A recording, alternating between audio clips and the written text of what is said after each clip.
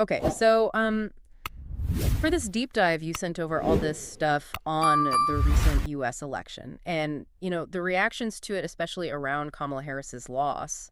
Yeah, what's really interesting is we're seeing these reactions from both like traditional news sources, but also all over social media. You're right. It's like everyone has an opinion on this. We've got Justin Trudeau weighing in, and then on the other side, you've got this really lively Reddit thread. It gives us this really broad perspective. Exactly. So for this deep dive, what we want to do is kind of sift through all this, figure out what are the key takeaways, and then, try to understand what this election might mean for the future of women in politics. I mean, it's a pretty big deal. It's a big question. Yeah. Yeah, and I don't think there are any simple answers, but that's what makes it so interesting to kind of unpack. For sure. So let's start with Trudeau. He was speaking at this Equal Voice Foundation event, and I mean, he used some pretty strong language about the results. Yeah, he did. He kind of framed Harris's loss as like part of a larger attack on women's rights and progress. He used this really striking metaphor of a march towards progress that's been disrupted. And I thought that was really interesting. Yeah, it suggests that he believes in this idea of linear progress when it comes to gender equality, which this election clearly challenges. That's such a good point. And his quote, "It shouldn't be that way, it wasn't supposed to be that way." I mean, it just really hit me, that sense of almost disbelief. Total disappointment, yeah. Yeah, it's like he can't believe it happened. Yeah, and it highlights this tension between the expectation of continued progress and then the reality of this setback. Right, and it's a big setback for sure. But even though he acknowledged that disappointment, Trudeau also stressed, that the fight for women's rights has to continue. Yeah, like he was giving this call to action, like don't give up, don't lose hope.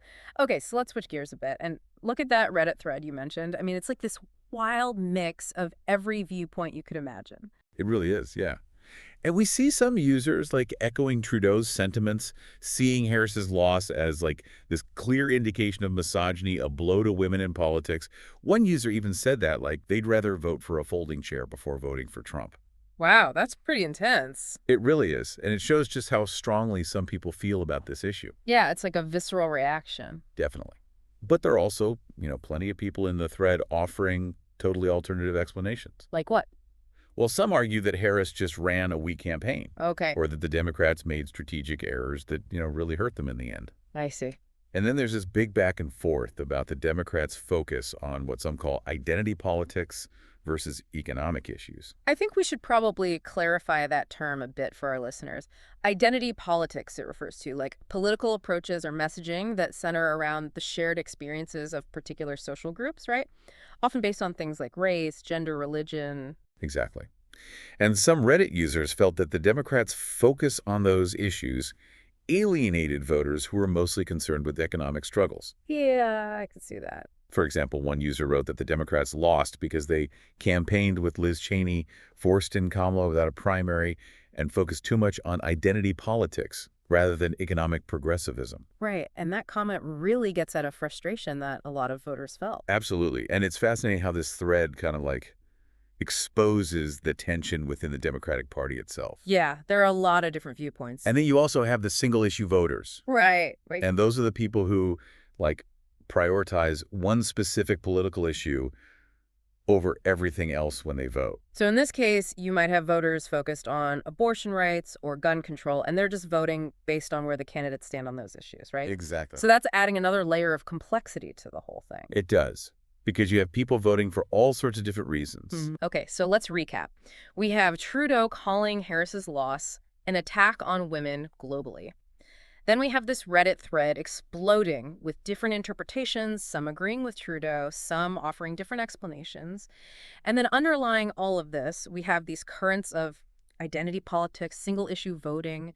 I mean, where do we even start to make sense of it all? Well, we've seen two very different things, right? We've got Trudeau framing this as a setback for women globally, and then we've got this whole range of opinions on Reddit, some agreeing with him, some not. So this raises the question, how much did gender truly factor into Harris's loss, and what does this tell us about the overall political landscape? Right. I mean, was her loss primarily about her gender, or were there other things going on? Did the Democrats mess up? And then what about those single-issue voters? How much of a role did they play? I mean, these are all big questions. And don't forget about the broader context, like how much did voter frustration with like the status quo benefit Trump? It's so complicated. It is, but that's what makes this deep dive so important. We're not trying to, like, give definitive answers to any of these questions. The point is to help you understand the different viewpoints out there so that you can form your own conclusions about the future of women in politics. It's true. It can feel overwhelming sometimes, trying to navigate all these different opinions. It can, but that's why we're here, to help you sort through it all. And it's important to remember that this isn't just an American issue, right? I mean, Trudeau's comments and the reactions to them show that this is a global conversation. Absolutely. Gender equality is something that people are grappling with all over the world. I mean, you just have to look at how Trump responded to Trudeau, calling him governor on social media. Like, come on. It shows how even a comment about gender equality can, spark these international tensions and turn into this whole, political football. Yeah, it's crazy, right? Right. It is. But amid all the drama, there were also some voices calling for, a more nuanced and inclusive approach to this issue. Like conservative MP Melissa Lantsman. Exactly. She really emphasized the importance of diverse viewpoints, even among women in politics. Right. She was basically pushing back against the idea that all women in office should have the same opinions. Which makes sense, right? Yeah, I mean, women are not this monolithic group. We all have different backgrounds, different beliefs, different experiences, and those all shape our political perspectives. For sure, for sure. And then we have NDP leader Jagmeet Singh. He brought a really different perspective. He was arguing for, systemic change to prevent older white men from holding on to power. Right. He sees a need for a more fundamental shift in how we approach political representation. So we have Trudeau's global call to action, then all these diverse views on Reddit, Landsman emphasizing diversity of thought among women, and Singh pushing for systemic change. It's a lot to take in. It is, but that's what makes this deep dive so valuable, right? We're exploring this complex issue from all these different angles. Exactly, so that you, the listener, can form your own informed opinion. And hopefully, this exploration will help you understand not just what happened in this election, but also what needs to change to create a more equitable and representative political system. Right, a system that actually works for everyone. Exactly. It's interesting to think about how this might have played out differently if it had happened even a few years ago. You mean before all the, all the political upheaval and all the social change we've seen recently? Yeah, the political landscape has just shifted so dramatically in recent years. Right. And I think those shifts have definitely influenced how people view female candidates. In what way? Well, think about the rise of populism, Okay. the growing distrust of institutions, the constant, misinformation and disinformation that's out there. It's a lot. It is. It's all created this climate of uncertainty and anxiety. Yeah, and in those times, people often gravitate towards what feels safe and familiar. Right, exactly. And unfortunately, that often means older white men. It's like a default setting almost. Yeah. It's a pattern we see over and over again throughout history. But doesn't mean we should accept it, right? How do we change that? How do we create a political system that's truly representative? That's the big question, isn't it? It is. There's no easy answer. Right. But I think one crucial step is to address the underlying social and economic inequalities. Okay, so when you say that, underlying social and economic inequalities, are you talking about things like the gender pay gap, the lack of affordable childcare, all the barriers that women face in the workplace? Yeah, all of that. They contribute to this system where women are just at a disadvantage. Both economically and politically. Sure. And this vicious cycle. It is. But it's a cycle we can break if we're willing to challenge things. Challenge the status quo. Yes. And demand better. And demand a more just and equitable society for everyone. So you're advocating for a more holistic approach, right? Not just focusing on the symptoms, but actually tackling the root causes. Exactly. If we really want to see more women in leadership roles, we need to create a society where women are empowered in all aspects of life. Not just politics. Right? It's about leveling the playing field. Yeah. And that's a big task. It is. And I think this election, as, disheartening as it is, can serve as a wake-up call. A reminder that we're not there yet. Exactly. There's still so much work to do. But on the other hand, isn't it also a reminder that we have power? Collectively, we have a voice. Yes. And we can use that voice to demand change. Absolutely. That's why it's so important to have these conversations. To keep talking about it, to keep pushing. Exactly. To keep pushing for a future where gender is no longer a barrier. Yeah, where anyone can be a leader. Right. regardless of their gender. So going back to Trudeau's comments for a sec, I mean, not everyone agreed with him, right? Yeah, there was definitely some pushback. Like what kind of pushback? Well, some people felt that he was being too simplistic, too quick to blame everything on misogyny. Without acknowledging the nuances? Exactly. Like it's a complex situation, right? Mm. And reducing it to a single issue can feel reductive. Yeah, I get that. And it can also alienate voters who feel like their concerns aren't being heard. So how do we talk about gender equality in politics without falling into those traps? Like, how do we have these conversations in a way that's productive and inclusive? Well, I think it starts with listening, Okay. really listening to each other, trying to understand where people are coming from. Even if we don't agree with them. Exactly. Yeah. And we need to acknowledge that we all have biases, Right. and those biases can influence how we see things. So being aware of our own biases is a good first step. It is. And we also need to be willing to engage in these difficult conversations, Yeah, even when they're uncomfortable, because the goal is to create a system that works for everyone.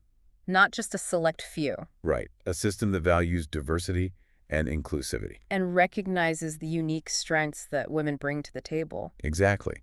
Because when women are empowered, everyone benefits. So where do we go from here? What can we actually do to make that vision a reality? Well, I think supporting organizations like Equal Voice is a good start. Right, they're doing great work. They are. And we can also support individual women who are running for office. Donate to their campaigns, volunteer, spread the word. Yeah, all of that. Yeah. And educating ourselves about the issues is crucial. Right. And holding our elected officials accountable. Making sure they're actually addressing the issues that matter. Exactly. And I think mentorship is so important. Oh, yeah. Supporting and encouraging the next generation of female leaders. Helping them build the skills and the confidence they need. It's about creating a culture where girls and women see themselves as leaders Where they believe in themselves. and where they have the resources to succeed. That's a goal worth striving for, right? Absolutely. It's a goal that will benefit all of us. It strikes me that we talk about needing more women in leadership a lot, but we don't often talk about like what women specifically bring to the table. Yeah, I mean, it's not just about numbers. It's about the perspectives and experiences they bring. Right. Research has shown that women leaders tend to be more collaborative, Okay. more empathetic, more focused on building consensus. And those are like essential skills for anyone in a leadership position, right? Yeah, I think so, especially in the world today. Yeah. I mean, think about all the challenges we're facing. Climate change, inequality, political polarization. Right. Exactly. All these issues require us to work together, to understand each other. To find some kind of common ground. Right. And those are often qualities that women excel at. Yeah. I mean, we see women leading these movements for social justice, environmental protection, economic empowerment. They're really pushing boundaries and challenging the way things are done. Yeah, and they're inspiring a lot of people along the way. Definitely. But like we've been talking about, we still have a long way to go to achieve true gender parity in leadership. Yeah, it's a problem. Because it hurts everyone. It does. When we limit opportunities for women to lead, we're limiting the potential of society as a whole, I right? think so, yeah. It's time to really understand that gender equality isn't just a women's issue, it's a human issue, Right.